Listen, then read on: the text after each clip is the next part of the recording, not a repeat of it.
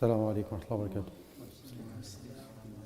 بسم الله والصلاة والسلام على رسول الله وعلى آله وصحبه ومن والاه. أما بعد, inshallah we'll be covering one hadith, and this one is actually Sunan Ibn Majah.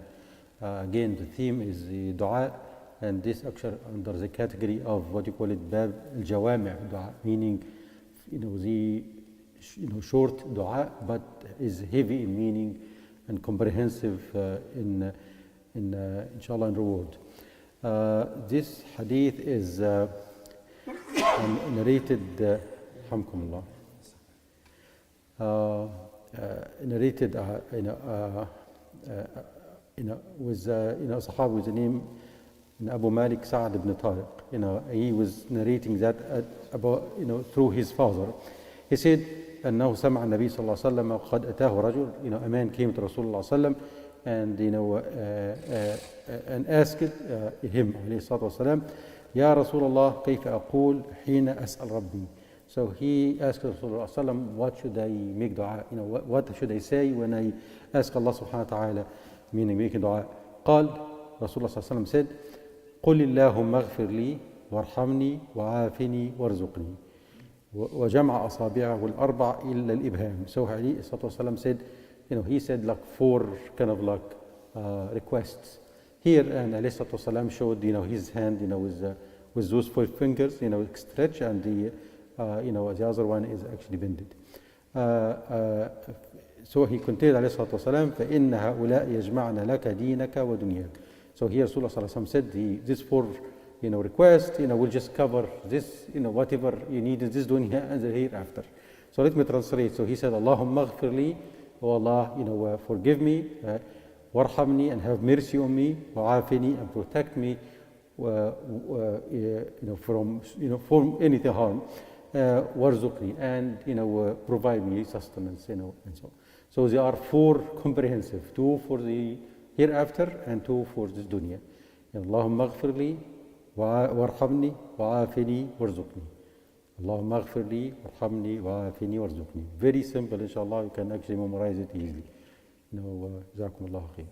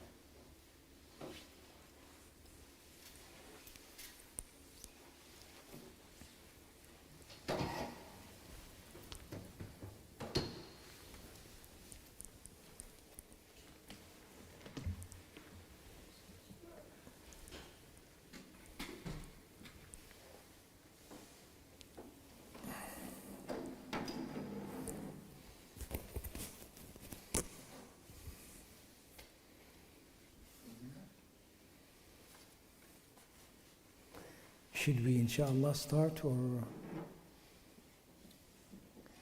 no?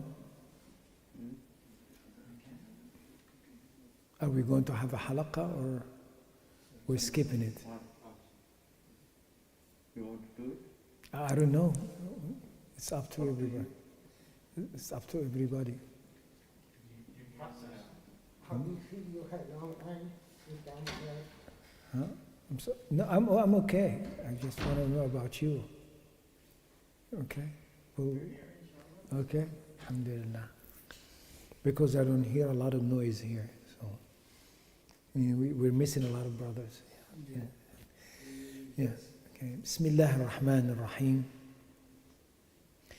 إن الحمد لله نحمده ونستعينه ونستغفره ونعوذ بالله من شرور أنفسنا وسيئات أعمالنا من يهده الله فلا مضل له ومن يضلل فلا هادي له وأشهد أن لا إله إلا الله وحده لا شريك له وأشهد أن محمدًا عبده ورسوله اللهم صل وسلم وبارك على نبينا محمد وعلى آله وصحبه ومن تبعه إلى يوم الدين أما بعد. Alhamdulillah, we finished Surah An-Naba and we're starting Surah An-Nazi'at. Who's going to read, inshallah? Okay, go ahead. We are starting Surah An-Nazi'at. It goes like this. وَالنَّازِعَاتِ غَرْقًا, by those angels who extract. Let's read it first in Arabic, okay. and then we can, yes. وَالنَّازِعَاتِ غَرْقًا وَالنَّاشِطَاتِ نَشْطًا وَالسَّابِحَاتِ سَبْحًا فَالسَّابِقَاتِ سَبْقًا فَالْمُدَبِّرَاتِ أَمْرًا يَوْمَ تَرْجُفُ الرَّاجِفَةُ تَتْبَعُهَا الرَّادِفَةُ قُلُوبٌ يَوْمَئِذٍ وَاجِفَةٌ أَبْصَارُهَا خَاشِعَةٌ. Jazakallah khair. Now the meaning? Okay. Yes. By those angels who extract with violence, and by those who remove with ease, and by those who glide as if swimming, and those who race each other in a race, and those who arrange each matter. On the day the blast of the horn will convulse the creation, there will follow it the subsequent one. Hearts that day will tremble, their eyes humble. بسم الله الرحمن الرحيم. الحمد لله والصلاة والسلام على رسول الله وعلى آله وصحبه ومن والاه. أما بعد. Allah subhanahu wa ta'ala, in a very beautiful, rhythmic and magnificent way, Allah subhanahu wa ta'ala describes the angels and what they are doing. And the words Allah subhanahu wa ta'ala uses very clear, very specific, and it has a lot of meanings. Okay, you like, there is blanks that you could fill within these words because of the strong and magnificent meaning that it has. So Allah subhanahu wa ta'ala swearing by the angels and what they are swearing by what they are doing. Okay? وَالنَّازِعَاتِ غَرْقًا وَالنَّاشِطَاتِ نَشْطًا. There are two opposite or two different actions. نَازِعَاتِ يَنزِعُ, it is you are pulling something out of something that is resistant to let go with it. That is naza, right? You're taking something, trying to pull it out, and there is some resistance in this. And nashta is the opposite. It is like if you are tying something with a knot that is very easy to untie, and you want to untie it, you take the very end of it and just put it nicely, and it just unties. That is the opposite of a nazi'at. Okay? And وَالنَّاشِطَاتِ نَشْطًا. Okay? That it is an emphasis on that fact, that it is easy and smooth. That is referring to taking the souls of those who are disobedience, those who are wrongdoers, those who are rejectors. That is a وَالنَّازِعَاتِ غَرْقًا. That is, has naz'a, has pulling. They were refusing to submit to the fact that they're going to come back, but they are coming back. So when the time comes and the soul is coming out, they are a surprise and as a disappointment at the same time, so they don't want to go. Versus the other one, that the angels take their soul very smoothly and nicely. Rasulullah sallallahu alayhi wasallam told us that for a believer, Allah subhanahu wa ta'ala will, at the end, as there's his soul coming out, it will be like a drop of liquid coming out of a smooth pitcher. Okay, finally it come out. One might have difficulties. Okay, beforehand, the difficulties to clear sins that they had or to raise them higher in Jannah. And at the end, this smooth taking of the soul will happen. وَالسَّابِحَاتِ سَبْحًا. Allah subhanahu wa ta'ala gives a word that gives you a picture, right? What is sabihat? It is swimming, if you want to, translate it exactly. But it is gliding. It is, you know how smooth something that would go into the water, if you will. The resistance is not much at all. So this is what the angels are like, taking the souls like this and taking those souls like this and then taking the souls and going. فَالسَّابِقَاتِ سَبْقًا. Then the race, now they're going fast, okay, and as if they are competing, okay. فَالْمُدَبِّرَاتِ أَمْرًا. Then tadbir is putting things together. Of what? Of the command and the matter that is in hand, okay. A beautiful scene, okay, where from as the soul coming out to the end when the matter is ready for judgment, right? So the souls are out and the souls are two category. They're coming nicely and gliding like, and then speeding and competing, and then preparing things and mudabbirati amra. Now it's specific, but it's not specific, right? It is words that has a meaning, that it gives an impression, but at the same time, each one will get their own picture in their mind, if you will. We don't know what the angels are like, right? But we know what these movements are like, right? We know what movement is. We know what naza is, okay? We know what the nashitati nashta, what that is.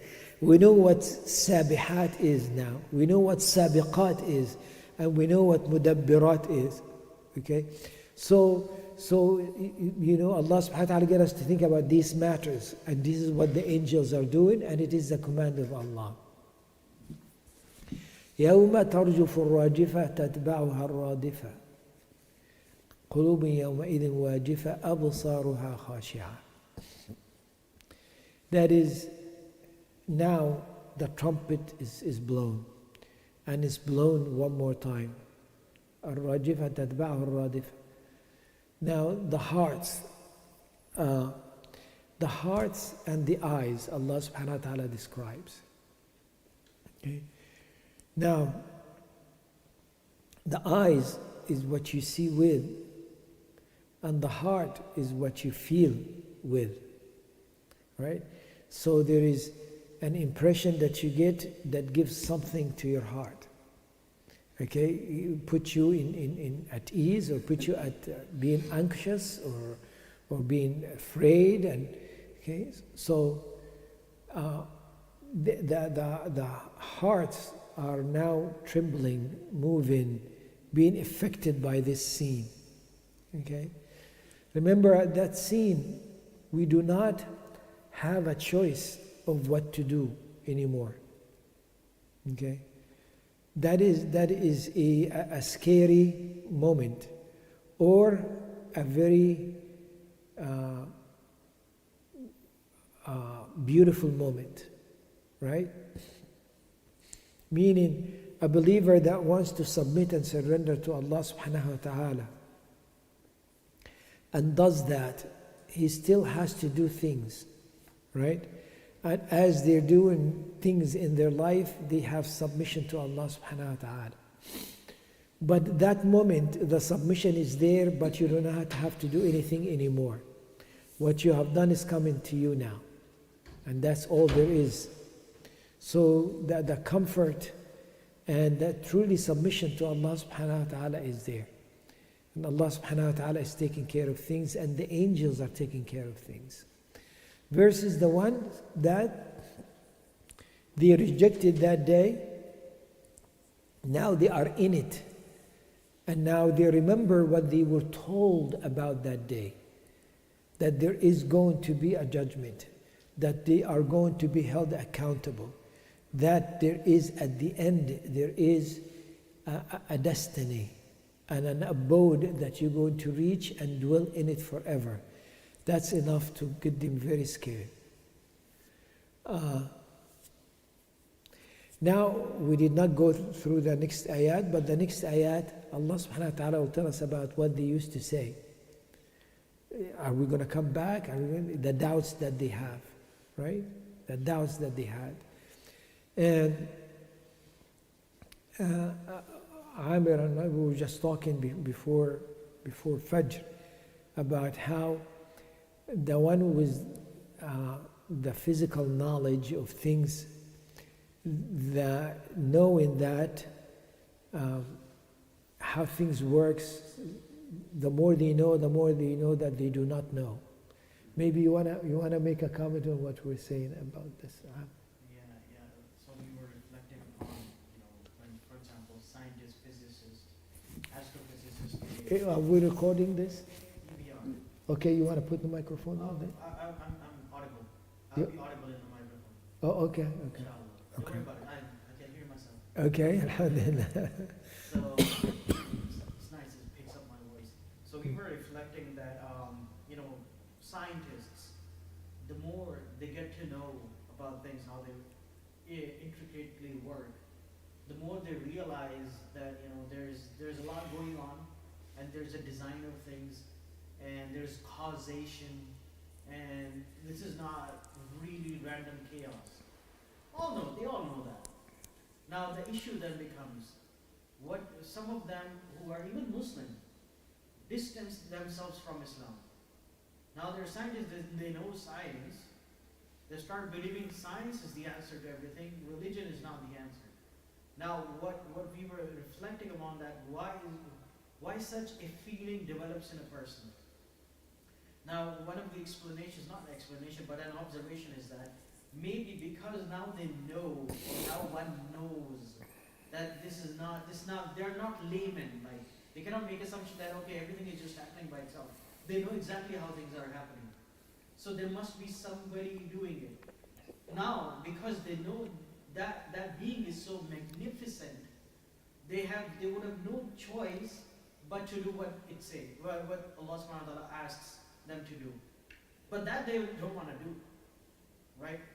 The issue is, don't tell me what to do. So the only way out of it, the only way out of obedience, submission, really submitting, is to not submit at all. Completely distance yourself. That is the only way. Because your consciousness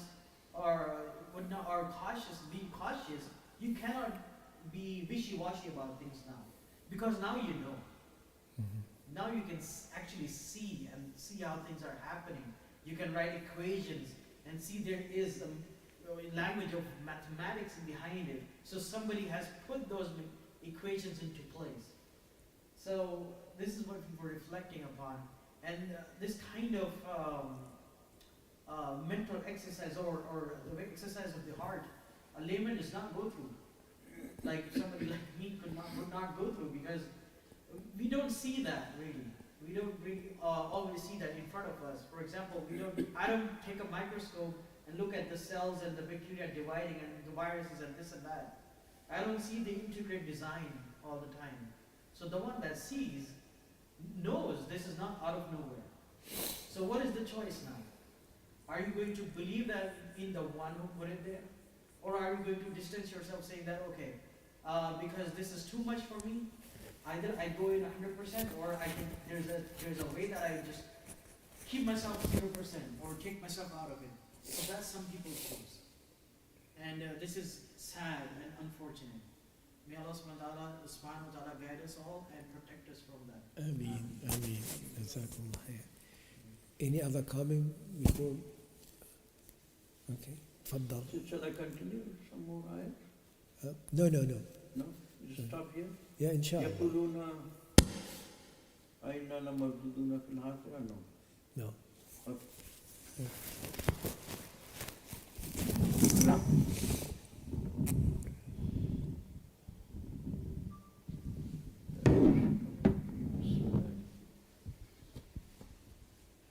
So, Alhamdulillah, today we started a new surah, Surah An-Nazi'at, and we did 9 ayahs, ayah number 1 to 9. And the ayah number 1 begins like that, وَالنَّازِعَاتِ غَرْقًا, by those means angels who extract with violence, وَالنَّاشِطَاتِ نَشْطًا, and by those who remove with ease. Now this refers to the angels who come to remove the soul from a dying person. So the person who is dying can either be a believer or a non-believer. So believers, the first is the non-believer, when they see the angel of death, they don't want,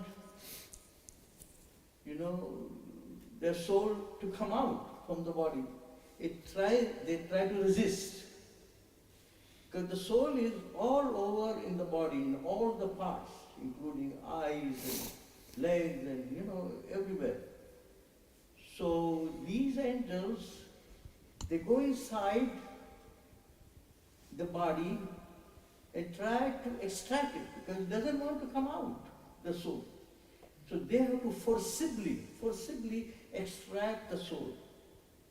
As opposed to the believers, all they do is easy for the believer, because when they come to the believer, they say that, first of all, the non-believer, they say that Allah is very angry with you and you will be punished for whatever you did on this earth.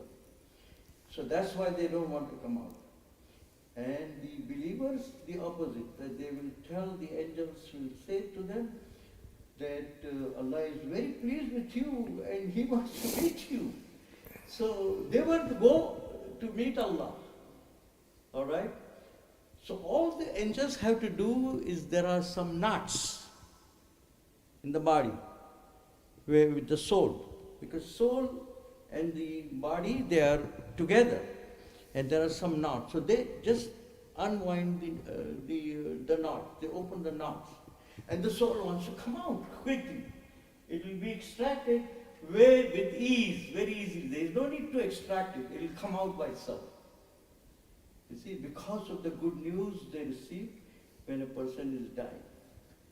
See, in the Quran, Allah subhanahu wa ta'ala says, إِنَّ الَّذِينَ قَالُوا رَبُّنَا اللَّهُ ثُمَّ اسْتَقَامُوا تَتَنَزَّلُ عَلَيْهِمُ الْمَلَائِكَةُ أَلَّا تَخَافُوا وَلَا تَحْزَنُوا وَأَبْشِرُوا بِالْجَنَّةِ الَّتِي كُنْتُمْ تُوعَدُونَ نَحْنُ أَوْلِيَاؤُكُمْ فِي الْحَيَاةِ الدُّنْيَا وَفِي الْآخِرَةِ وَلَكُمْ فِيهَا مَا تَشْتَهِي أَنفُسُكُمْ وَلَكُمْ فِيهَا مَا تَدَّعُونَ. So they give them the good news, the angels, when a person is dying, a believer, and they easily, the soul wants to come out and meet your Lord. And they say, we are with you. Don't be afraid. Because, at the time of death is people, when you see angel of death, you are afraid. Angels, actually, the angel of death sends some angels. Different angels are there. Those who extract the souls of the non-believers and the rejectors of faith, different kind of angels. And the other angels who are for the believers, they come, they are different, and they do this differently. Then what happens once they take the soul out? See, the next ayah says, وَالسَّابِحَاتِ سَبْحًا فَالسَّابِقَاتِ سَبْقًا. See, and by those who glide as if swimming, and those who race each other in a race. So these angels, they want to take the souls. Now we know a non-believer soul goes into Sijin, and those angels who come to extract the souls of the non-believers and the rejectors of the faith, they take them over there. But they take them quickly. They don't want to waste any time, you know.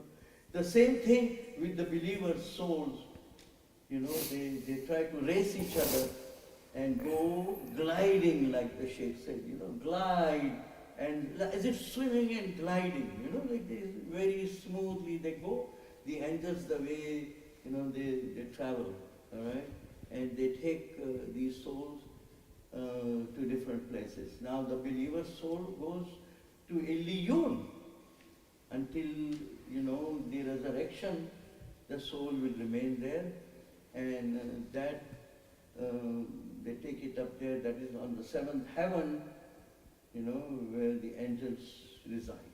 So that's where the souls go there until the time.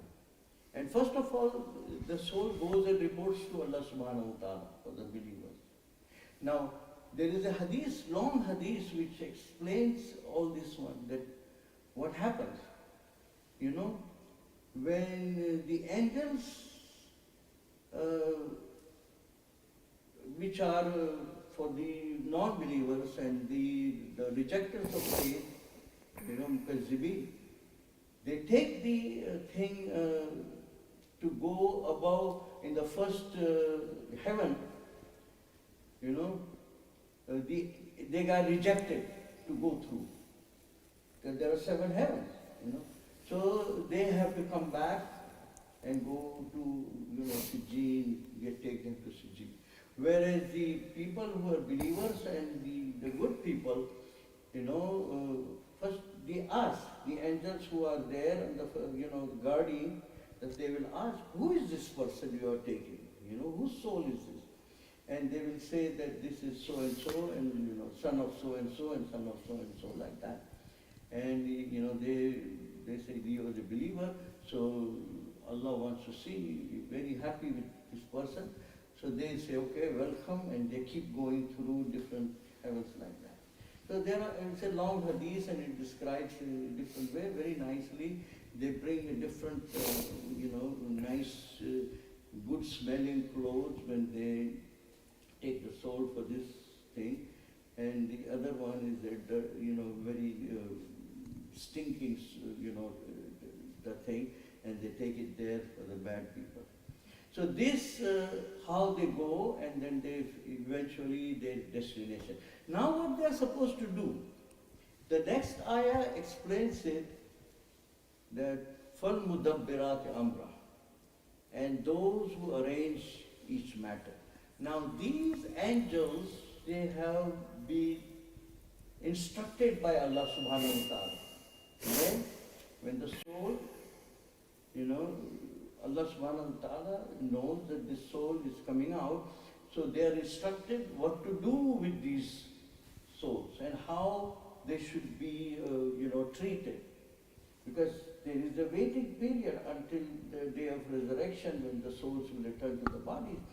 So they make the arrangements for them.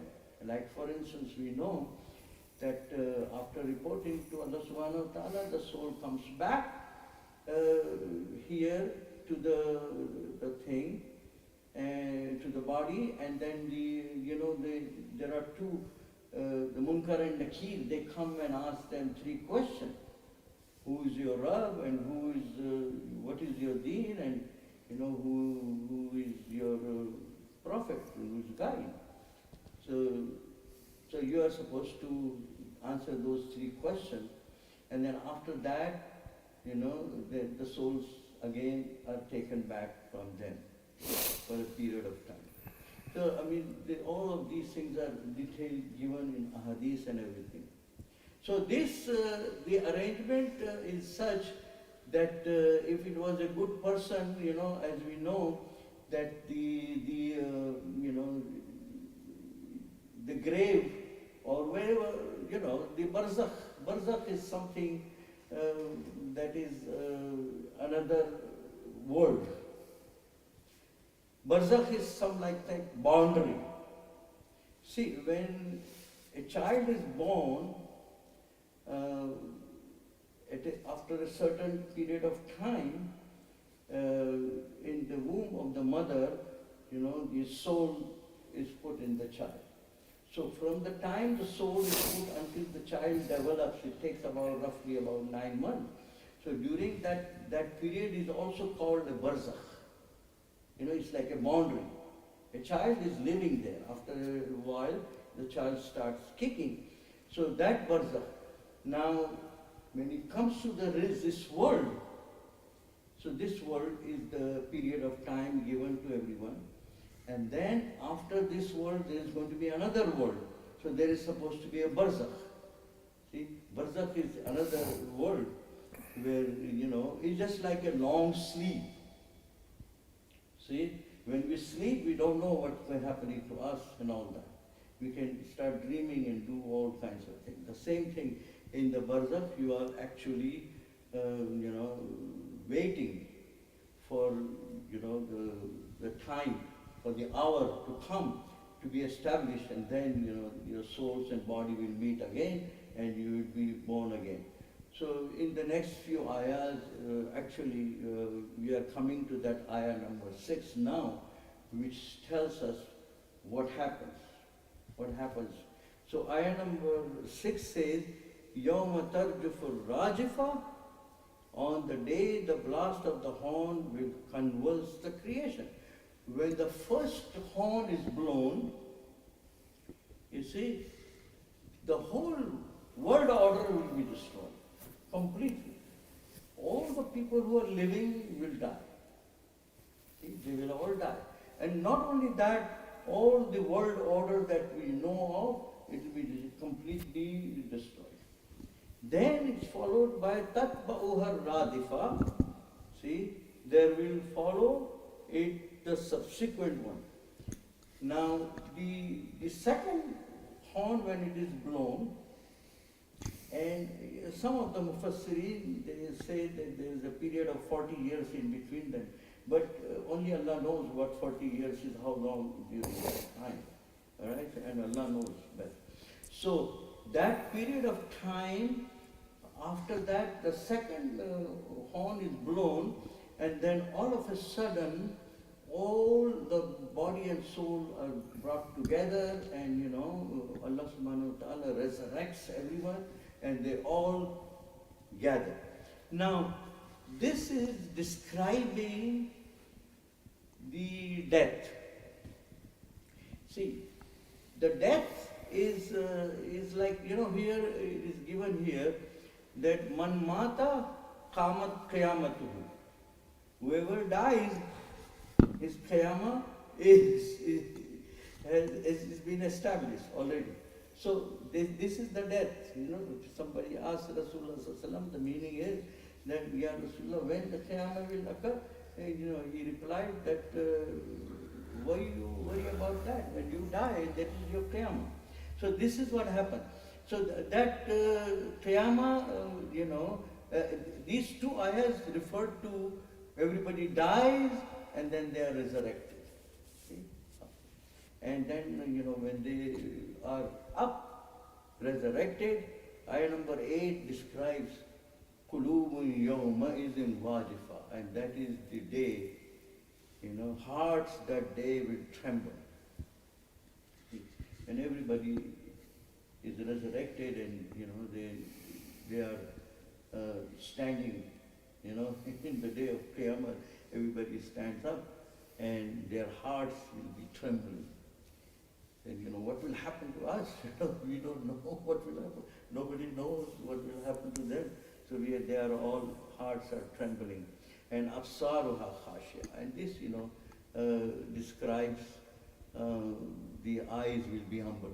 Now, one thing I forgot to mention, that the previous ayah, Yawma tarjufur rajifa, it says that the people who deniers of the truth and thing, they are the one who will be actually suffering. You know, when these, first of all, when the soul is extracted from the body, and also they will be suffering in the barzakh also. Whereas opposed to the believers, you know, these angels will arrange for them, you know, and they will be able to see their place in Jannah, you know, in the barzakh, and they will be relaxing, and their grave will expand, and they will be able to see far away, and they will be able to see. Whereas the other people who are the kuffar and the mushrikeen, their grave will constrict, as if the ribs will come together. It will become like that.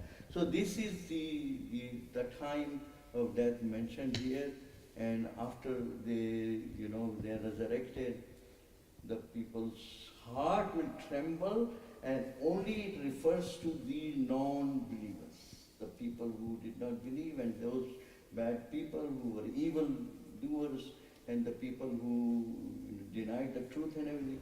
Their hearts will be trembling, not the people who are the believers and the good people. Their hearts will be at peace, and but their eyes everybody's eyes will be humble. Salaam alaikum. وعليكم السلام جزاكم الله خيرا. Okay. أخونا خان, what, 2 minutes? Yes. Brother just caught Two me. minutes more. Oh, yes, okay. Huh? I was thinking the brother just caught me on. I cannot get out of the part where you mentioned that when you die, you're either a believer or a non-believer. Yeah. There's no other case. Yeah. So I don't know how to go home with the thought that whether I'm a believer or a non-believer. What does make a believer truly? So if we could die now, Yeah. would we be in the state of being a believer Yes, or non-believer? inshallah. Ask yourself, are you a believer? I believe. خلاص الحمد لله. Allah subhanahu wa ta'ala. But I'm afraid as well. Yeah, yeah.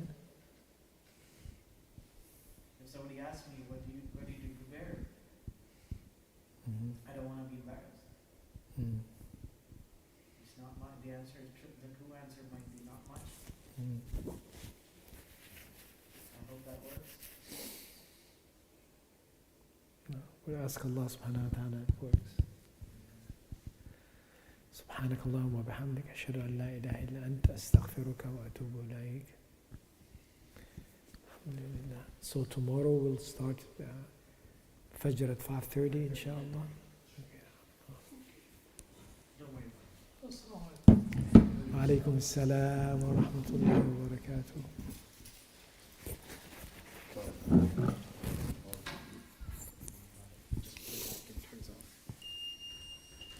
Perfect.